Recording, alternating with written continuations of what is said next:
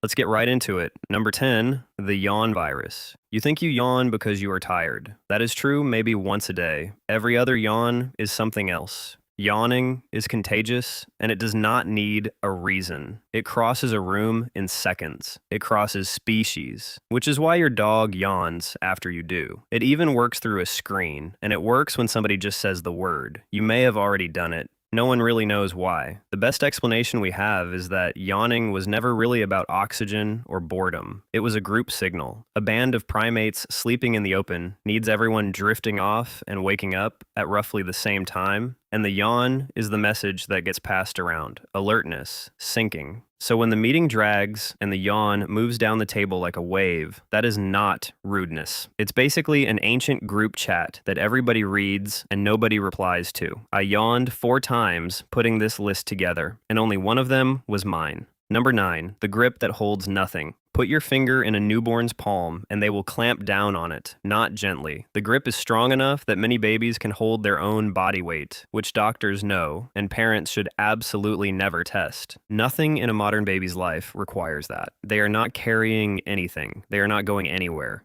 The reflex is called the palmar grasp, and it is a leftover from a body plan where the mother had fur and had to keep moving. A baby that could not hold on got left behind, so your hands learned to grab first. It fades at around 6 months, right about when it stops being useful for a species that invented the stroller, which means the very first thing you ever did with your hands was hold on to fur that doesn't exist. Number 8, your ears are still trying to move. Behind each of your ears, there are small muscles whose only job used to be pointing the ear at a sound. You cannot use them. A few people can wiggle their ears at parties, and that is the entire remaining feature set, except the muscles never actually quit. When researchers put electrodes behind people's ears and play a sudden noise off to one side, those muscles fire toward the sound every time. Your ear does not move, because the machinery that moved it is long gone, but your brain still sends the signal. A cat hears a can open, and both ears swing around like satellite dishes. A horse tells you where its attention is from across a field. You get a twitch in a muscle attached to nothing several times a day for your entire life. Somewhere behind your ear, a very small part of you is still turning to look. Number 7, faces and everything. Wood grain, bathroom tiles, wall sockets, the pattern in an old carpet, curtains at night, the front of a car, which is so reliably a face that car companies design them that way on purpose. You have seen a face in all of these, and not one of them had one. Your brain runs face detection before it runs almost anything else. It is fast, it is automatic, and it is deliberately sloppy because one mistake costs far more than the other. See a face in the bushes that is not there, and you lose one heartbeat. Miss the face that's actually there, and that's game over. The ancestors who were twitchy about this outbred the ones who were accurate. So the settings stayed on maximum, which is fine in daylight, and less fine at 3 in the morning when the coat hanging on the back of the door is clearly a person, and you know it is not, but you look anyway. Which brings us to the next one. Number 6, the deer in headlights program. You have frozen at exactly the wrong moment. On a crosswalk, in front of a room of people, halfway through a sentence you were doing fine on. It feels like a failure, like the wiring simply gave out. Not really. Before you fight or run, you freeze. It is the first stage of the threat response, and it is doing a job. Almost everything that used to hunt a human keyed on movement. A still animal in tall grass is scenery. A running animal is dinner. The first move is easy. Freeze and grab 1 second to figure out what's going on. The problem is that the update never came. The car does not scan the crosswalk for motion. The audience is not deciding whether you are prey. Your body still acts as if the truck is hunting you. Number 5, afraid of the dark. Well, nobody is afraid of the dark. Darkness has never hurt a single person. It has no temperature, no edges, and no opinion about you. What you are afraid of is the timetable. For most of human history, the things that hunted primates came out at night. Leopards, hyenas, cats with much better eyes than yours. Sunset was a shift change. The next shift did not need to see you clearly. It just needed to know you were there. So the brain built a rule that is very simple and very hard to argue with. When the light goes, the danger arrives. So max out every alarm.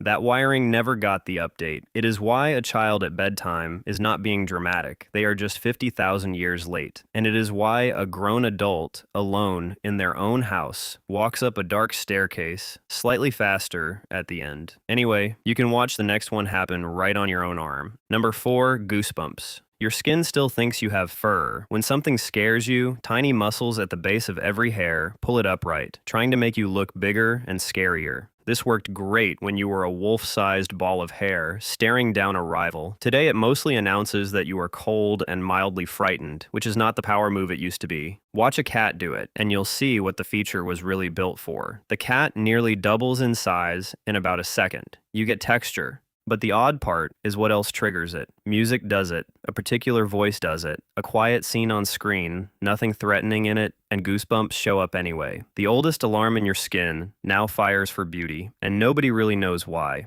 Your skin has not received the memo in about 2 million years. At this point, it is not going to. Anyway, the next one is worse. Number 3, the falling alarm. You are almost asleep, then your whole body jolts, like you missed a step and you are awake, heart going, annoyed. That is a hypnic jerk, and around 7 in 10 people get them. There are 2 competing explanations, and neither one quite wins the argument. The boring explanation is that the systems handing over control at the edge of sleep briefly disagree, and a muscle command escapes on the way out. The older and better story is that a brain which spent millions of years sleeping in trees never stopped running one last check on your grip before it lets go, because a body sliding into sleep looks a lot like a body sliding off a branch. But here's the interesting part. Your brain often builds a tiny dream to explain the jolt, and the dream is almost always the same. A missed step, a curb that was not there, a fall. Out of everything it could possibly invent, it goes back to falling. Every time, on a bed that is 40 centimeters off the ground. Number 2, half of you refuses to sleep in hotels. The first night in a new place is always bad sleep. New pillow, new noises, easy to explain. Except sleep researchers looked at what the brain is actually doing on that first night, and it is not a comfort problem. In an unfamiliar room, one half of your brain sleeps more lightly than the other. It stays more responsive to sound. Play an odd noise on that side, and the sleeper wakes faster than they ever would at home. Then on the second night, in the same room, it stops. The brain has decided the place is safe. Some birds and dolphins do the full version of this. They sleep one half at a time, permanently, because for them, passing out completely just isn't survivable. You have a door, a lock, a chain, and a laminated card telling you where the fire exit is. Half your brain never got the memo. It is sitting up all night in the dark, listening.